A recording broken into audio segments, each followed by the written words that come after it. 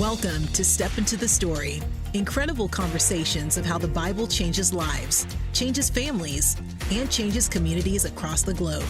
And here's your host, Phil Tuttle of Walk Through the Bible. Well, welcome to episode 2 of Step Into the Story. When we first conceived of this project, one of the first names that came to my mind of somebody that I wanted to introduce to all of you is a woman named Kitti Murray. Kitti, welcome to Step Into the Story. Thank you. Thanks. I'm excited to be here. We've known Kitti and her husband Bill for a long time.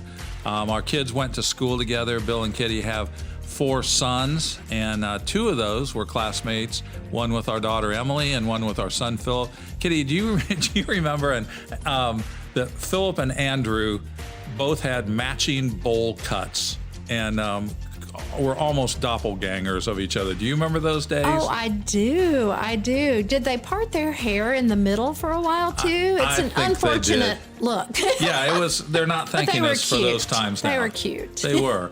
And my wife Ellen got to teach at least some of your kids. And so we've known you for a long time. And then when you became empty nesters and we didn't have school and sports to see you regularly, we really lost track of both of you and your family. And then a number of years later, I start hearing updates from you that you're living in Clarkston, Georgia. And for our listeners who aren't in the Atlanta area, Clarkston is absolutely a unique suburb of Atlanta, unlike any other. Kitti, sketch out for us what's so unique, what's so special about Clarkston, Georgia. Okay, it is a beautiful place to live. If you are from Atlanta, you know OTP and ITP, inside the perimeter and outside the perimeter. Clarkston is less than half a mile outside the perimeter, so it's actually closer than most people realize to Atlanta. It is 1.4 square mile little city, and it is, last I checked, the most densely populated city in all of Georgia. So it has some urban feel to it, even though it's basically suburban. There are around 13,000 people who live in that 1.4 square miles, and over half of them are foreign-born. And most of those people who live in Clarkston are resettled refugees or immigrants. So they represent around 45 countries. I think the last count was around 65 languages. So it is this really rich melting pot of the entire world. And when we first moved there, people would ask, who lives in Clarkston? And we would say, well, look at where a crisis is going on in the world. That's who lives in Clarkston. So people who've been resettled because they had to flee violence and war or armed conflict in their own countries. So it's a city of a lot of survivors and heroes. And then there are people who look just like me also. But We're not the majority. So you dropped a little phrase in there. You said, after we moved there, and I'd already mentioned that too. But what's the backstory of that? You were not native to Clarkston. That had to be a massive change from the suburb and the neighborhood that you lived in. How did that come about? Well, it started with a conversation. I wouldn't call it an argument, but an awkward conversation between my husband and me. So when we became empty nesters, we moved into downtown. We were living in the city. We were doing just really purposeful work, living in an apartment community. But it was a temporary situation. We were there, all told, 3 years. But in the middle of that last year, as we were thinking about relocating, probably buying a house, because that just seemed wise, Bill came to me one night. We were eating dinner, and he said, hey, there's something in the Bible that has really disturbed me. And Bill was a pastor for years. He has a PhD in theology. He's like that was an odd statement for him to make to me. So I perked up, and he said, why is it when the Bible mentions three groups of people, widows, aliens, and orphans, and over 200 times, and we've both known that for years, why is it when it's so clear that those are people who matter to God and obviously don't matter to a lot of other people, why don't we have any friends who fit that description? And to be honest, I was really defensive at first because, you know, we'd been on mission trips and we did projects in our community and we gave a little bit of money, and and we always laugh. We kind of thought we were, more woke than most people our age. And so I thought we could check all those boxes. And so I said all that. And he said, yeah, that's not the same thing as friendships. Like, who are our friends? And we started talking about how our friends were people who were just like us. They looked like us. They were from cultures just like ours. They celebrated like us. They ate and worshiped just like us. And so we made a decision, and it was actually that very night that when we bought what we call our last house, when we bought our next house, it would be in a community that put us in proximity to widows, aliens, and orphans. So widows, women who are destitute in one way or another, and aliens, people who are outsiders, to our communities, and then orphans, people who don't have a support system. And we both looked at each other that night and we said, okay, so this is important, but where is that in Atlanta? And neither of us really knew at the time. And I remember we both said, well, we'll just have to pray about it. And I don't know if you want to hear the whole story, but 6 months later, we moved to Clarkston. And the way we ended up choosing Clarkston is really more that God, as I look back on it, we made a decision. We told God we were serious about the decision. He prompted the decision, and then he just opened a door, and we ended up in Clarkston. Yeah, when I heard you were living there, I had dual responses. The first was, that is so cool. I respect that so much. And right on the heels of that, and thanks God for asking Kitti and Bill to do that and not Phil and Ellen. It's one thing to go, how come we don't have any friends that meet this description? Well, let's try to form some relationships. That's a very different decision than saying, let's move there. Let's settle there. Did you have any buyer's remorse when you first got there, or was it like, nope, this is the right thing, this is where we belong? We really did hear from God accurately. Can you remember the first few weeks there? Yeah. This is going to sound disingenuous, but zero buyer's remorse. Like, every step of the way, we've lived there 8 years now. Living in Clarkston, even with some of the challenges, has been our favorite neighborhood experience of our entire lives. Like, it's just it's been great. It doesn't mean we haven't loved other places we've lived. The interesting thing that, you really should be talking to my husband, because obviously, as you listen to this story, he's the wise one. But we moved in, and I tend to be a doer, and I like to stir things up, and so I would have given free rein, just jumped in and found some kind of nonprofit and gotten busy, And he said, let's just live here for a while. Let's figure out who our neighbors are, what this community is like, what it needs, where we fit, and let's take our time, which was such a good thing. And we had lived there literally less than a week. We were still in boxes. And a friend brought over a woman named Amina from Somalia.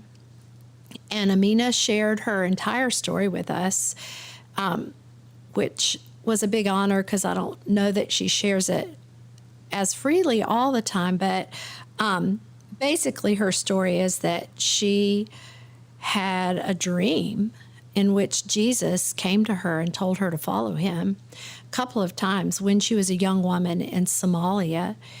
And so as a result, she gave her heart to him, but had to leave her home country because, converting to Christianity is punishable by death there, or was at the time.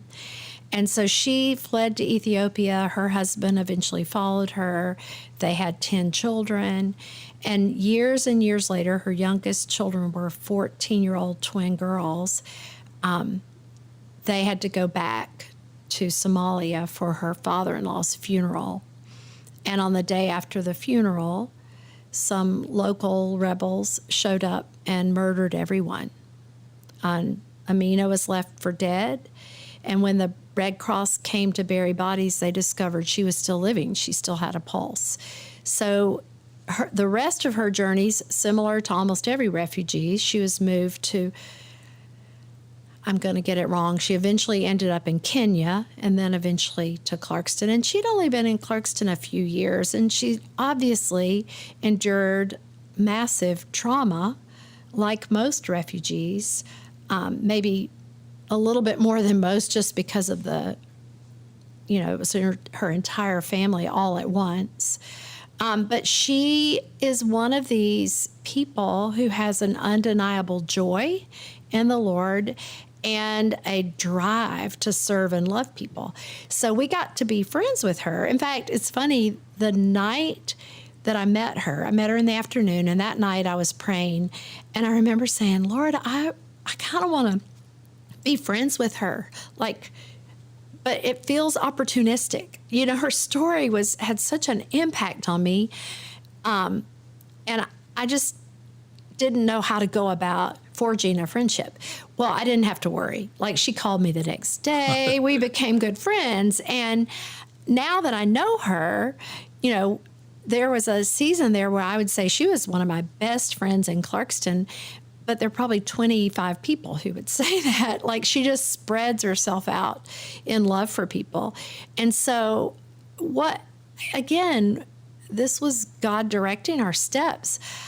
But our immediate engagement in the community was along relational lines. So Amina would call me and say, hey, there's a family and they really need this, and why don't you just go meet them? Or one time she called and said, there's a couple, and she told us what country they were from, and she said, they're really struggling in their marriage. They need a marriage counselor. You and Bill could do that, right? And we were like, sure. So we go to the house, and she tells the man, you go in the other room with him and listen to him. And then she tells the wife, you sit there and listen to her. That wasn't how we'd ever done counseling before. But she just has this wonderful energy and desire to care for others. And so really we just drafted on that and got to know people and got to know the community. And that became so full that we didn't have time to volunteer anywhere. Yeah, exactly. I'm sure you've thought of this before, but when you said we don't have any friends who are widows, aliens, or orphans, really, if you itemized it, Amina fits all of those because of the massacre of her family across generations, that she would, simultaneously be an orphan, a widow, and then immigrate here and be an alien or a foreigner.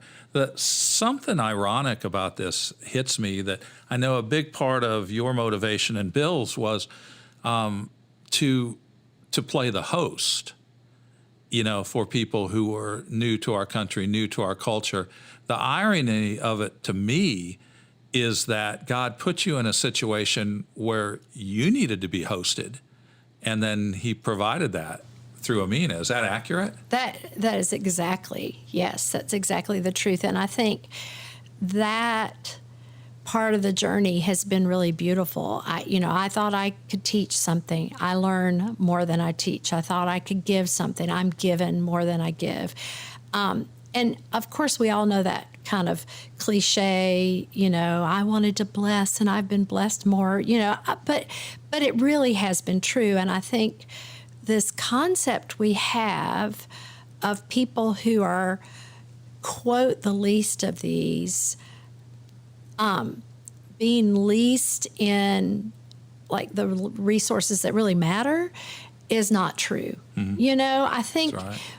What we discovered is what's really needed, what we can give is just opportunity, And I would say also that the way, I continue to make mistakes, but I think that first year, the shock and awe of people's stories, I would swoop in, I would get on Facebook and say, hey, there's a family and they need this, and this. And I would get I remember having a garage full of toys and diapers and stuff for families. And then I would just go dump it on them and they would love it. And then I wouldn't have a relationship with them because that's it just is so undignifying, to say, here I am, your fairy godmother. And I would always say, this isn't from me. I couldn't afford all this. But anyway, it still was. Yeah. And then one time, it wasn't Amina, it was another friend who's from the Congo, told me, hey, there's a family. They've just arrived. They're from the Congo, where I'm from. They need to be welcomed. And I was like, oh, we'll go over there tonight, but I don't have anything. I didn't have any groceries. I didn't have any gift to take. I didn't have time. And I said that to him. And he said, he was almost appalled that I would say that. Mm-hmm. And he said, that's not what they need. They just need somebody to show up and tell them, hey, we're glad you're here. And so this idea that welcoming people doesn't have to cost a lot in dollars, and it doesn't have to be fancy or, even super organized. You just have to do it. That just became very clear over time. So for those of us who are listening and learning from you, that it's a rare person that God will uproot and move someplace like Clarkston. For many people, there's not a big resettlement community near where they live. But make it practical, make it scalable. I mean, what are the biggest needs?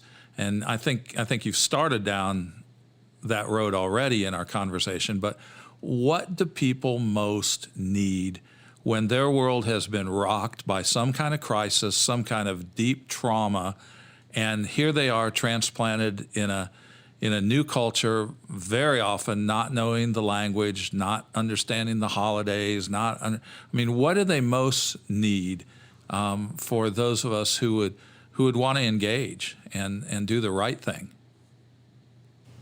That's such a good question. And I think, and this is my opinion, but I think what people need most is to be seen and heard. And then they need this message that we're glad you're here. We're happy to see you. There's a writer that I love, Ronald Rolheiser, and he talks about the kind of collective depression in the Western world, and not clinical depression, but just the collective depression. And what he says is that is the result of a lack of blessing. We don't bless people. In fact, we often curse them, and we start out early doing that. You're too loud. You're too, don't do that. Don't do that. You're bothering me. All those messages we even give children. And he defines blessing as, if I bless you, it means I take delight in you. And so I think if we will stop and look people in the eye and take delight in them and choose to be curious about the things that matter to them, rather than just feeling like we have to impose ourselves and our ways on them.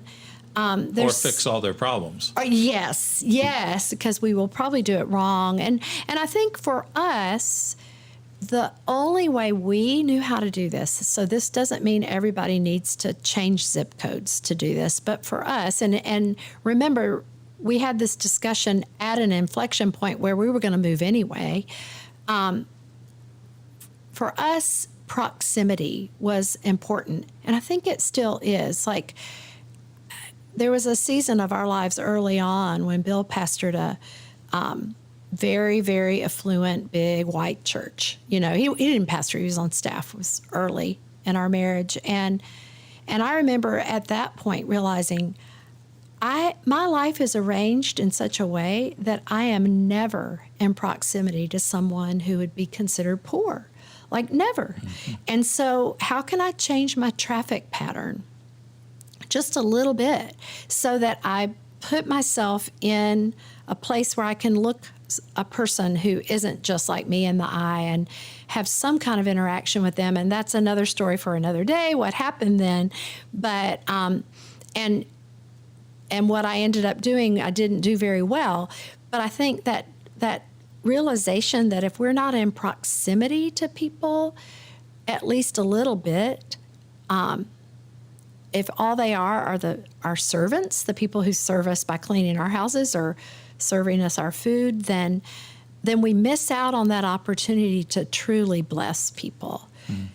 Mm-hmm. One of the things that's key in someplace becoming your home, and eventually the transitional money runs out and there has to be employment. And you are at the heart of creating something that helps address that issue.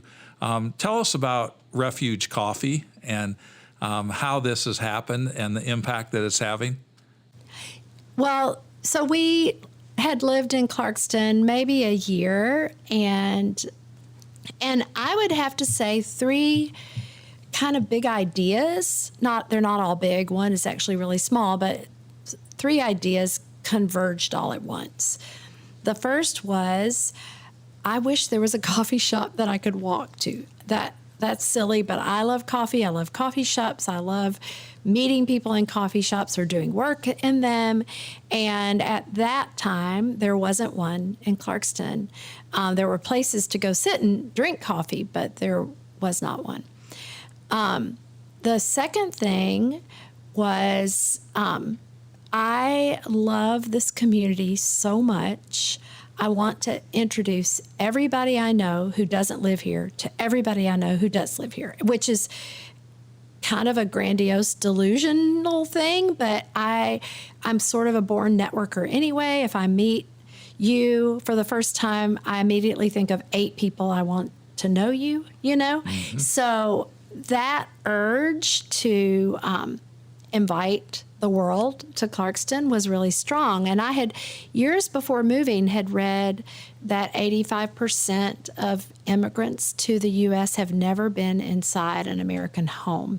And so it just felt like there was a hospitality gap. Like if we could just get to know each other without the agenda of anything, just the way you would in somebody's living room, that would be great. And then the third thing, as we began to pray for the community with others, the thing we heard over and over and over again is that the jobs that are available to refugees are not jobs that lead to flourishing. They're good for survival, but the number one job most refugees are offered when they first move, and I don't know if this has changed since 8 years ago, but is in the chicken processing plant. So it's an hour and a half away. It's decent wages, but not a lot of room for moving up. But one of the main things is you just can't learn English, and then you're gone so much because of the commute. You can't be with your family, and so we would pray a lot about that. But Bill and I both are not business people. I used to say I have zero business acumen. I think I have a little now just because I've had to learn, but I really didn't have any. And so this idea of a coffee shop, and a coffee shop that could introduce the world there to the world outside of Clarkston, began to sort of lean towards this idea of job creation. What if we could create jobs? And then the thing I was beginning to see was, well, you don't just hand somebody a job, you have to prepare them for not only for that job, but hopefully for even a better job in the future. So this idea of what if we could invite the world to Clarkston at a coffee shop and also the whole community, and then what if we could provide a few jobs and some job training. And it all kind of came together. And I would talk to Bill about it. And I would talk to people about it in very, very passive language, because I didn't at that time think that it was something I could do or should do. But I thought it was, it's one of those things where it's like, this is such a great idea. Somebody needs to do it. And then nobody thought it was as great an idea as I did. And so it was always just sort of this sort of idea floating out there. Then one morning, Bill and I were leading a small prayer group in our living room. And he said, Kitti, tell them your idea. And I was like, no. That's no, because it's delusional. And I shared it, and it was like the whole room levitated. Like everybody went, oh, that you have to do it. And so then I started having conversations about what would it take to do something like that. And then one day Bill said, you understand that every conversation, the common denominator is you. You're like driving it. So maybe you need to take ownership of it. And I had not done that yet. It was just still like, if I talk about it and we used to say, the young hipster ukulele playing wild-eyed missionaries. So like, that sounds terrible. We love all of them, but that whole group, there were lots of them in Clarkston, and they just seemed way more qualified. Not exactly your profile. Yeah. No, didn't fit that. At least not now. So eventually, it just became clear to me, this is something that I needed to do. And there are a few steps along the way that were so great. Like a friend said, you should get a number one volunteer. Well, by then the couple we had bought our house from in Clarkston lived in Clarkston. So I called her and said, would you be my number one volunteer? And she said, what does that mean? And I said, I have no idea. And she said, okay. Just people just buying in with so much abandon. And then another friend said, if you do this, I think it's going to be bigger than you think and harder than you think. So are you sure God wants you to do this? And I was like, well, yeah. And then I thought, well, I should probably make sure. So I took a day to just seek the Lord about it. And what I ended up doing was writing in my journal. By then we had the idea of calling it Refuge. I just wrote out every verse I could find that referred to God as a refuge. Wow. And I eventually had to stop writing. Like my hands couldn't do it anymore. It was just this preponderance of evidence that God desires to be a refuge. And then over the years, as we've begun to see that our real role is welcome, it's that first step of creating refuge, that God is a welcomer, that we're doing something that is so reflective of just who God is, that it's hard not to do it, So I love that story, and to see now God has blessed it. Is there one truck plus the coffee shop, or two? There are 2 coffee trucks. There are 2 coffee shops. There are 3 coffee carts. So we have a lot going on, and we've been doing this 5 years. What we do is we offer a full-time living wage job. Job training programs often pay less than minimum wage, and we decided we really wanted, it's so unjust to not pay a good wage, so we pay a living wage. It's full-time for a year, and then we provide classroom job training, barista training, ESL training, GED class if that's needed. So over we started with one trainee full-time and one part-time because we decided we wanted to go deep rather than wide. So we didn't want to crank out a lot of people. We wanted to really invest. So in the 5 years, we've trained now 30 people from 12 different countries. Wow. That's so cool to hear that. And you think of the impact on those individual families and, to make it where life here is sustainable now, right? Right. Well, and it doesn't quote work for everybody, but I would say for the most part, we had somebody new come in to ask some of our trainees some questions last week, and she said, "What is your favorite thing?" And 3 out of the 5 people she was talking to said, "Well, it's that this is my family." Wow. So the relational aspect of it, because we just choose to spend so much time, has been amazing. Wow. So, Kitti, I don't know if you realize this or not, but even as you unfolded that whole story, there were a couple of times when the Bible, God's Word, really had a big role in your decision making, whether it was just opening your mind to, wow, there's people God cares about that I haven't in my life, to just the great story you told related to Refuge, that you needed confirmation. Is this really? What would you say to somebody who right now is listening to this, and it could be an area related to a relationship? It doesn't have to be a direct parallel with this kind of ministry, but just they're struggling to decide, God, is this something you want me to do or not? Whatever the something is. Talk in real clear terms of how the Bible can help that man or woman or boy or girl face that decision point. Oh, that's good. Well, I have a concept, and you could probably help me with this because I don't have a particular verse to park this under, but this idea that our calling as followers of Jesus is to be to the rest of the world who God is to us, right? So, which is why I think people who don't follow Jesus can still do good things, because there's this common grace that God is good to everyone, right? He gives sunlight and rain and the ability to love and, children and all those things. And so, but for me, the more I embrace who God is to me, which is incredibly personal and intimate, the more equipped I am to then turn around and be that to others. So so this whole process has uncovered a lot of things in me that I didn't want to see.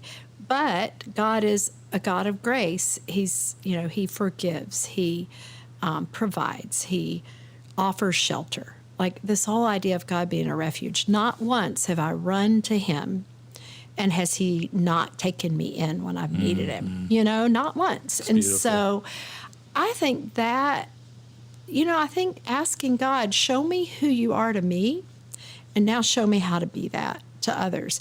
And sometimes it's the things that God does the most personally and deeply for us that turn into the things we can do for others, right?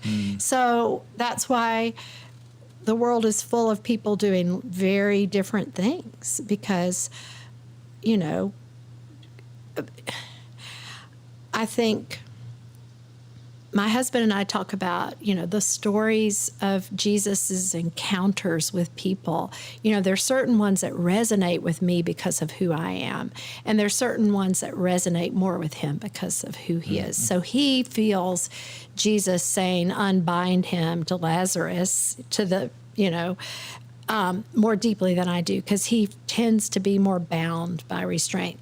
And I'm not very restrained. And so what I feel is when it says that the Gadarene demoniac, that he was restrained and in his right mind, that he was like calmed. I feel like that's what the Holy Spirit does for me often. It's like this kind of touching my arm and saying, no, it's okay. You don't have to erupt over that, like calms me. So I think that might be too specific, but this idea of really listening through the scriptures and saying, God, who are you to me? How have you cared for me? How have you loved me? How have you proven to me that you're alive and well today, and you're at work in my life? How have you done that?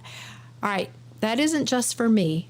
That's for the people that you put me in contact with. I think you've articulated that beautifully. And, if you wanted a verse to file that under, I think it's something as simple as, we love because he first loved us, and because he's reconciled us, he's made us right with him. We can now help reconcile other people to him, but also other people to each other. And, in so many ways, you and Bill are just incarnating that. You're living that out. And that's why I wanted to introduce our network, Kitti, to you and Bill and your story. If our listeners wanted to find out more about Refuge Coffee, what's the easiest way for them to do that? Well, it's all the same. Our website is refugecoffeeco.com. On social media, we're Refuge Coffee Co. Our website, the first time you visit, you'll have an opportunity to sign up for an e-newsletter that we send out usually once a week. But that way you can kind of hear from us what's going on. Those are really the best ways. So refugecoffeeco.com would be a great starting point. And Kitti, we love you and Bill, and I'm just so proud of you and so appreciative that you said yes to God. And he's been a part of your life for decades. And you've been great parents and all that, but to, at this point in life, say yes to such a huge, life-changing adventure to you, but then to be able to say, we thought we were helping others. It's nothing like what he's doing in our life. That's such an exciting story of where your story and God's story intersected, and lives are being changed for all of eternity. Thank you for sharing your story with us today. Oh, thank you. Thank you so much. It's just such a treat to be here, and I love the chance to talk about the joy that listening to the scriptures, with an open heart can bring. So, thanks. Well, that concludes this second episode of Step Into the Story. We've got some other ones coming up soon, and hope that you can share this with your friends, and that you can also take the step to subscribe, so whenever we drop a new conversation, you'll be there to participate in it. Thank you so much for joining us today. Thank you for joining us for the Step Into the Story podcast, powered by Walk Through the Bible. We'd love to hear what you think by giving us a review on iTunes or Google Play. Also, don't miss a single episode by clicking the subscribe button. If you'd like more resources to help you explore and live God's Word in your daily life, visit walkthrough.org. That's WALKTHRU.org. Walk through the Bible. Take a walk, change the world.